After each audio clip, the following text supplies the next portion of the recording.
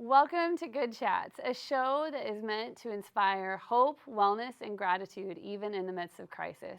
I'm your host, Jenny Landon, and with the help of some incredible people, we have set up a lineup of shows to talk about our stories with the hope of ending stigma, raising awareness, offering education on mental health, and saving lives.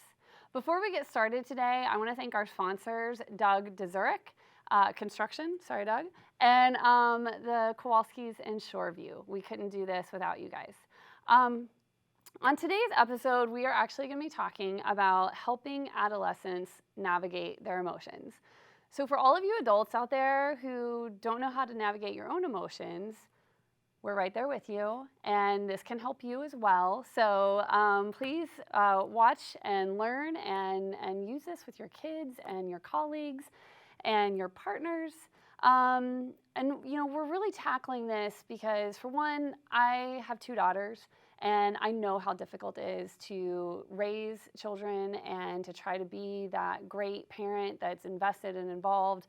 And I've met too many parents out there these days that are just struggling. They're struggling on how to help their kids, on how to communicate with their kids. So here today to help me talk about this, I have got Brandon Jones, who is a psychotherapist, professor, and author of Healing is a Journey, which will be coming out later this month, which is very exciting. It's great to have you, Brandon. Thank you. It's great to be back. Perfect. And then we also have joining us for the first time, so super excited to have you, Mike James. He was actually supposed to be with us on a couple other episodes, but got the flu. So he is here today, and he is the author of The Secrets of a Life Coach series. Did I say that right? Audio series. Audio series, okay. The fact that I wasn't here last time is bringing up negative emotions already, so it's a great segue. We're gonna work on that. We're gonna have a work on healing those. episode. I know, maybe I shouldn't have brought it up, or maybe I was supposed to bring it up, so we we could could just dive right in. Yep, hop right into it. So I know I just shared, you know, I've got 2 daughters. Yep. Brandon, I know that you're a dad. Yep. But tell me, you know, you were the one that proposed this topic. Yep. Kind of. I shifted it on you a little okay. bit. But why is this topic so important to you? Yeah. Well, in my therapeutic work, I mainly work with adolescents. My 2 kind of groups are adolescents and couples, so I do a lot of work on both ends. And one of the things that I've run into is that a lot of adolescents struggle with communicating how they feel to their parents, and oftentimes want me as the professional to kind of communicate their emotions, how they feel, how they've dealt with certain situations to their parents for them. So I do a lot of coaching and consulting on helping young people talk to their parents, and then vice versa, helping parents talk to the young people. So I think it's an important thing for us to talk about as far as how do adults talk to young people about how they feel, and do young people have language to articulate how they feel? Nice. Well, thank you for doing that. And Mike, how about you? With the work that you do and just your personal life, why is this topic of interest to you? It's very interesting. As a life coach, there's a lot of great coaches out there that spend a lot of time either motivating people or just trying to get people to do more. And what I've found the most powerful is when I could get people out of their head and into their body, which is exactly where feelings are. And you know, some of my friends and family make fun of me. They always ask me, like, why do you love people crying? But to me, in that moment, that they're their most authentic, raw self. And starting there is the best place to start. Instead of moving around the emotions, diving right into them, and then seeing and that's the real stuff that comes up. So I think it's really, really important for your physical and emotional health. Nice.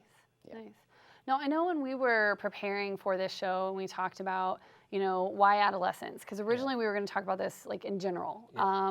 But, you know, for me, especially as Brandon and I talked about the fact that here in Minnesota, we have access to a program called ECFE.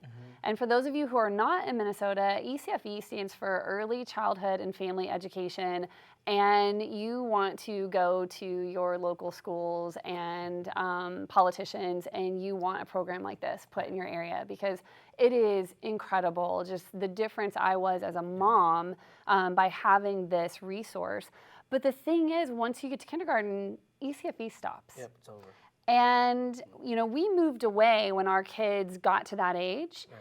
And then we moved back, and, you know, I had a 6th grader and a 3rd grader, and I found it really interesting that I suddenly felt like I was moving back to Minnesota. I was so excited to be here, but I didn't have that same support. Right. You know, I didn't have anyone to go to, and you didn't have access to the teachers or to the school staff to say, what is my child experiencing and what's going on and how do I support them? And, you know, and I think creating programs that really help parents parent during these difficult years are important. And I know you had felt the same way and had mentioned something about how some parents kind of skip this phase. Yeah. Do you want to talk a little bit more about that? Yeah, I think one of the things that's missing a lot in parenting is the transitions that our children go through as they grow into their developmental stages. Oftentimes we hear things about like empty nesters when children go from high school and either go to the military or graduate and go to college. But what doesn't get talked about is that transition from middle school to high school, and I think that that's a huge opportunity and a huge emotional state for a lot of young people as they make that gradual transition to this, you know, this environment where you have a lot of older kids, you have a lot more responsibilities, you have a little bit of independence, and that can be an emotional strain on a lot of young people and also on parents because they're going through puberty, they're having hormones, they're starting to like and date other people, you know, they're also having different identities, and people just don't know how to attach to the young person, and the young person doesn't always know how to attach to their emotions, so then there becomes some headbutting and some struggle. Sure. So that's one of the areas that I do spend a lot of my time encouraging and coaching parents on is what transitions is your young person going through, and how are you talking to them, if you're talking to them at all, about that actual transition that they're having. And that's just it. I have tried to raise my kids to always talk and to be open and share. I think one key thing is in being aware of when they're ready to talk. It's not always when I want to talk, right? Like just last night we were laughing. My husband called. He had just flown out of town, and it was almost 10 o'clock, and he asked me what I was doing. I said, I'm in here with your 12-year-old who suddenly seems to want to talk, right? It's almost 10 o'clock at night, and all I want to do is go to bed. But you have to embrace those moments and encourage them to have those and want to share. But just recently, I was in the car with my 15-year-old and one of her friends, and they were talking about creating like a different Snapchat or Instagram or something that their parents could see versus the one they really are on. And my daughter was encouraging her, and I was like, whoa, not going to happen, right? Like, do not do this. And I said, but why would you want to do that? Like, why? What do you possibly have going on in your life that you don't want your parents to know about? Sure. And then she said to me, she goes, my parents don't know me. They don't know anything about me. And it broke my heart, you know? But at the same time, I get it. I get where they go from being these little kids who want attention and want to talk to you and it's easy to suddenly this shift where it's like, how do you talk to them? So, I mean, Mike, I want you to jump in here and, you know, what is a suggestion that you would have for someone and how, whether it's their child or just another human being that you might feel like, how do I talk to this person? What's the first step they can take? Well, why I originally got into coaching is because I myself, the only thing I ever wanted to be an expert in is just getting to know who I am. That was it. And then with coaching, helping people to get to know who they are, it's a lot of very deep questions that peels back the layers so that they can answer the questions for themselves. And I approach them like they are the expert of themselves. And it's proven time and time again. With questions, I think the hardest thing for human beings these days, especially in 2019 with all the distractions we have, is to actually wait and listen for answers. And there's another layer to it, and I don't know what you think about this, but when you ask questions, one question might be, do you want me to just listen right now and not offer any advice? Do you want me to tell you what I would do if I was in your shoes, which I'm not, but how I could approach the situation in your shoes? Or do you want me to give you advice from, you know, the parent angle or what other people might be doing or see that as? So I just think we're such a culture of wanting to throw out advice and talk a lot, but there's not a lot of listening, and it's dangerous. But I love that. I love even just saying to them, do you want my opinion? Like, or do you want me to just listen? Right. Right? It's that simple. Yeah. But I think a lot of us forget to do that. How about you, Brandon? What are some thoughts that you would share with someone on how to get over that initial discomfort? Yeah, well, I would agree. I think that a lot of times, from a parent position, we go into problem-solving mode, and we want to make sure that our kids are safe, they're healthy, and they're getting good information, and we're not really thinking about how they feel about it. So my suggestion would be to slow down and actually listen to what your child's saying without offering a solution, because they might just try to get something off their chest and let you know where they're at, not actually looking for what angle should I take. And also, I think it's important for kids to kind of bump their heads and figure things out too, and kind of learn those life lessons instead of just being directed and guided by a parent, teacher, coach, etc. Absolutely. Yeah. Can I jump in and say, Please. Not as a parent. I have 2 dogs and 5 tortoises, which there's a whole other issue right there. Who has 5 tortoises? But I do want to say that having kids or not, there's such a important piece about just slowing down in general, since we're all moving so fast. Perfect. Absolutely. Yeah. Absolutely. Well, and I know today, actually, my daughter was going through a difficult thing, and I could relate. I mean, I could actually watch her and feel what she was feeling and remember what that feels like. And I made the mistake of saying, I know how you feel. And I think, I lived in San Francisco, and I'd grown up in Texas, but then lived in San Francisco, and I applied for a job, and it was to work in the lowest ranked junior high in the city. And I almost didn't get the job because they saw me as a white girl from Texas. What is she going to have in common with these kids? But that's exactly why those kids liked me, is because I went in and I said to them, I have no idea what your life is like. Right.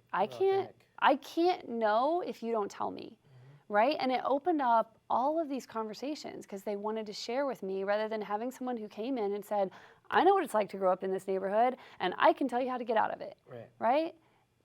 They need to experience, just like you said, they need to experience life and figure some of those things out on their own, but know they're being supported as they go through it. Yeah, another thing that you did too is you made yourself vulnerable. You actually stated, I don't know. And I think that that's a huge element of building rapport with a young person, whether they're your child or not, is letting them know where you've been, what your limitations are, and that you actually do care. And by showing that side of yourself, you opened up an opportunity for that young person to connect with you, which is very important. Thank you. I love that you said, I don't know. Those are 3 of my favorite words. Mike, those are 3 words. But they are, and I think, again, going back to we're always trying to be experts or know things.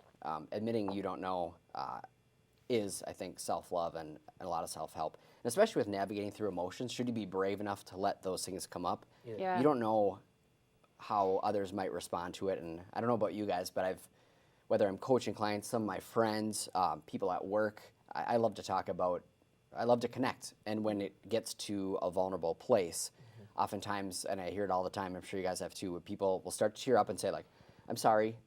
I'm like, no, what are you sorry Don't about? apologize. Yeah, they're just emotions. And oh my God, you're human. You cry, you know. Right. Yeah. Yeah, I actually was at a meeting a couple of months ago where I did get upset about something. And I left the room to go get composed, came back and actually was more upset. But I am an emotional person, and that's basically what I said to them. I said, you know what? I'm not going to apologize. I am emotional, and I wear my heart on my sleeve, and I'm going to try to get through this to tell you why I'm upset. And I do. I think that when we own it, so when we came in to record the first 3 episodes for Good Chats, it was a month ago, you guys, I was so nauseous, and especially when Mike called me to tell me he wasn't going to be here, and I was like, oh my gosh. I'm sorry. No. So I'll get over it one day. I'll get over it. Just talk me through it. No, but what I realized as we're literally about to start recording and I'm getting the cues, I look out and I go, you guys, I have no idea what I'm doing. Like, no clue. I'm about to throw up. And as soon as I said it, I calmed down. As soon as I just owned what I was feeling, I calmed down. And you watched me, you saw. And and I've learned to do that as a public speaker. When I go on stage, if I screw up, I just say it. I'm like, that's me. We're lucky I haven't fallen off the stage yet, But I think when we can teach our kids to do what you were saying earlier, like be in your body, acknowledge what you're feeling, put it out there. And I think when we can be examples, whether they're our children or they're just children out in the community, is to do that, what I love about that is just acknowledging that you're scared, you're sad. That gives other people around you permission to come forward and say that they are too. Exactly. And that's the connection piece that I think is missing in the world, because we're afraid to show that piece because we have to look tough or we have to hold up a facade, versus those are the pieces that actually connect. Yeah, yeah. And there is actually kind of a assumed level of that in parenting where you're not supposed to show that you're sad or you're angry, you're frustrated. You're supposed to always appear happy and open to what your child is doing or saying. And that might be unhealthy as well. So your emotions also, you need to learn how to not just navigate your young person's emotions, but yours as well, and also find spaces and places to share those things, and then explanations to why. This is why mommy or daddy was frustrated. This is why I responded the way that I did.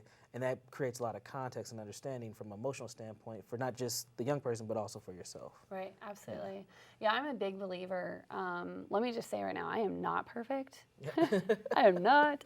And even though I have this organization that's on wellness and it's on being balanced and, you know, I still lose it, right? I mean, I still have a threshold that can be crossed. And I have sensory issues. So at a certain time of night, I'm like, oh, don't talk to me, don't touch me, you know.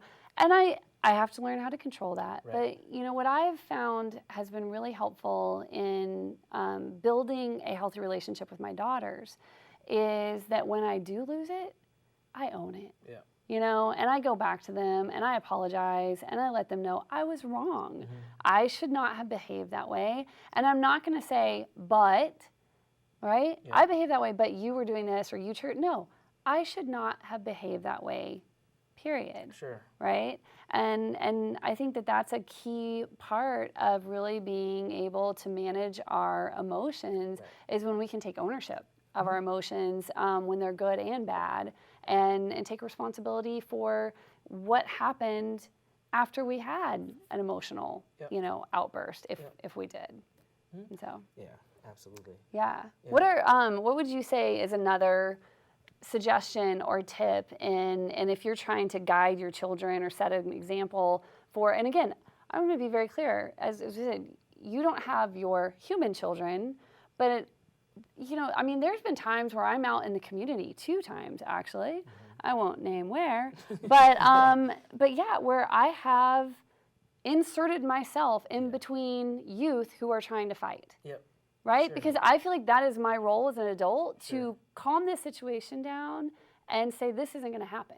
Right? So even if we're not talking about your own personal children, what would be another tip or suggestion you would give to adults on how to model? Yeah, well, that is it, is understanding that you are a model. If you intervene or if you don't intervene, other people are watching you and they're going to assume certain, not responsibilities, but behaviors and things that they see you do, is that acceptable or not? So I think always understand that you're a model.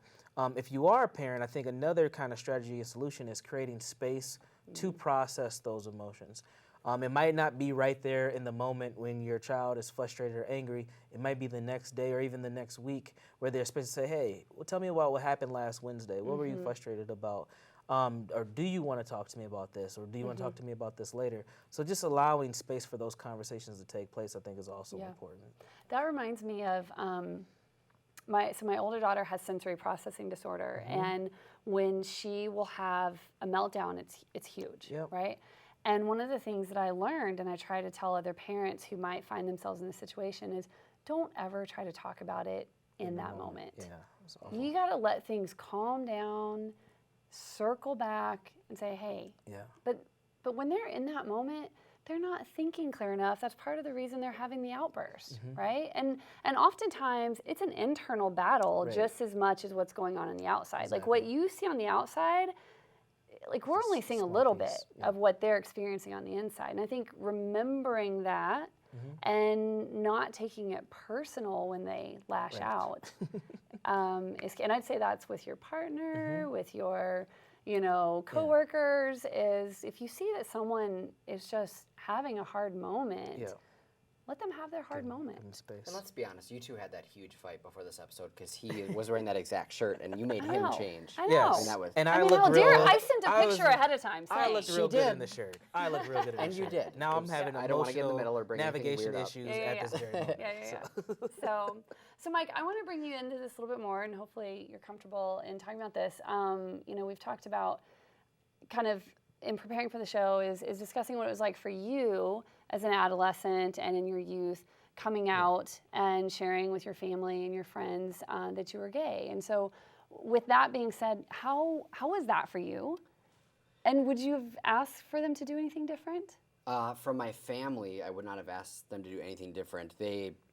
For some, they didn't understand it. My two brothers in particular, who were teenage boys, crazy about girls, and I just had to dampen however I felt around them, or so I thought I had to.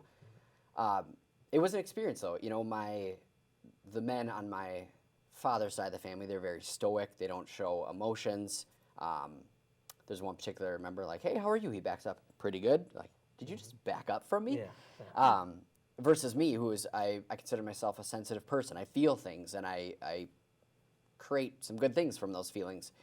And being gay, there's some good things with that and some really hard things. The good things is I really, really found out how to hide very, very well. And so much so that maybe it's a whole other topic, how people display the opposite of who they are. Exactly. But I literally got tattoos, started working out. I bought a truck. I wore baseball hats, anything to look the opposite of how I actually felt inside. And granted, I like working out and I still like my hats, but I don't have them for the same reason. But it was really hard my family and friends, thankfully, were great. It was me that took probably 10 years to not make a joke about it or apologize to people or get people drunk to tell them. And then start off with, I have to tell you something, it's something I can't help. I've had girlfriends, I've tried, and I did try. Yeah. You guys don't believe it because they were out there. But yeah, it's hard. And as we know, adolescent years are not very forgiving. People aren't, oh, you're crying? What's going on? They don't, they're just hard years in general. What I always say too is that I was just talking to somebody right before this episode too, that, I get the question, when did you come out? And I just said, well, I just did. I don't know him. Nice to meet you. Yeah. Now you know what the episode I'm talking about. So it's every time you start a new job, every time you go to a party where there's new people that just assume whatever lens they have on you versus what you actually are and to be brave enough to own your truth. Right. And I know when you and I were talking and we were preparing for the show, and I said, maybe not everyone can relate to coming out as gay, but I feel like at some point people come out in one way or another. Absolutely. Right? They come out in wanting to really say, this is who I am, accept me. Right? And whether it's what they want to do with their life while, after school or during school, or what they want to do as a career, or do they want to be a mom or not a mom, but at some point people are going to out themselves in some way. And I think it's really important that we as adults are doing everything we can to encourage our youth to be whoever they are. Right? Yeah, and there's also a level of, at some point you have to let go of some of that control, right? As a parent, you're responsible for this human being's life. But at some point, that human being, that young person, has to do their own thing, right? They have to kind of branch out and get away from the nest, quote unquote. And they start to show those signs and symptoms of getting out of that nest around the ages of 11, 12, 13 years old, and they start to find themselves in their own identity. And parents don't know how to really deal with that. They don't know how to keep control under their kids, so they try to lock them up and put them on punishment and take the iPad and take the Xbox and all those things, and that just creates more issues with the situation, because now they're not really expressing their emotions in a healthy way. Now they resent you as a parent, and then more issues kind of continue to go on from there. Yeah. And I think it's really important that we recognize that taking away the phone, while it seems like a very easy thing to do, and trust me, I'm not a huge fan of these phones, and I wish my kids weren't on them as much as they were. Here to stay. But these years are very formative for them developing their social network and their ability to socialize in a healthy way. And the fact is, they do it through Snapchat, and they do it. So I think you're right. You can't just take it away. But you can teach them how to use it correctly. And you can say, I flat out say to my children, you're not going to talk to me that way, right? I want you to rethink what you just said and how you said it and try again, right? But I give them opportunities to grow rather than just shut them down. Now, I have shut them down. Again, I'm not perfect, but like if we can get into habits of trying to shift the behavior we want and focus on what we want them to be versus just shutting down what we don't want, because they need direction, they need guidance. Yeah, they do need guidance. I'm not saying, let go 100% and Right. just let them roam free and figure things out on their own. Guidance is important, but also the opportunity to learn and the opportunity to be somewhat independent is equally important. Absolutely. And there's probably a good balance in this. Again, me not having human children, that there's a brokenness, actually more of a damage. Like a broken means it's broken, but damage is more repairable. But the damage pieces that would you be comfortable talking to your kids about for yourself? Correct. And I don't know where that line is as a parent to, you're the rule maker, what will they throw back in my face if I admit this to them? But like you said, everybody comes out about something. I think if we all came out more as like, yeah, I'm damaged too. This is my story and this is why. Right. Again, it gives permission for more people too as well. Well, and I know, again, Brandon, you and I talked about this, really encouraging healthy relationships with as many adults as possible, right? And I'm fortunate. My kids have friends who have incredible parents that I can literally text them and say, okay, you're with Kaylee today. Could you check in about this? Can you be sly and ask about this or that, right? And I check in with my kids' friends, right? I mean, I'm texting them, checking in, seeing how they're doing, especially if I know they're going through a difficult time. And I think it's really important that we're not afraid to be there for our children's friends. And establish those relationships. Now, I know we're getting low on time. There's one other key thing that I really want to point out, which is understanding when we're having emotions that are just normal for a adolescent versus when do we seek help. And do you want to touch on that? Sure. Typically when you want to seek help is when the emotions are very consistent. So if you have a young person who's sad, I would say out of a 7-day week, 4 or 5 days out of the week, they're just consistently sad. That might be an opportunity to intervene and get some professional help, figure out what's going on. If you ever notice any drastic changes in behavior that are not linked to something like, now my child sleeps all the time, or my child's staying up late all the time, or they seem to be confused and frustrated about a lot of things, or they seem to be somewhat aimless and don't know what to do or where to go next. Those are usually some telltale signs that something's going on. Might be some depressive symptoms, might be some anxiety, might be something even deeper than that. But that's an opportunity to seek out some professional help and get your child connected to someone who they may feel a little bit more comfortable talking to and can address some of those issues that show up. Nice. Yeah. Thank you. Thank you. Yeah, I like to say that when your child or even us get to a point where we can't function in a normal way, like when our daily activities are disrupted, then you know that you need to seek help. And I'll speak on really quickly. Please go to the Growing Out of Darkness website where you can find more information on all of this. But there's a lot of parents out there who think, well, I need to get my child into this psychologist, or I know here in the Twin Cities, it's I've got to get them into the U. I've got to get them in. There's a wait list a mile long. There are other avenues, in finding whether you want therapy or maybe you want to go and look at their nutritional balance, go work with a naturopath doctor, go work with an acupuncturist. Finding what works for your body and your mind and understanding how important nutrition is in affecting our mental health. Absolutely. And so knowing, we recently found out that my child, vitamin D deficient, especially in Minnesota, you guys, right? We're about to go into winter. You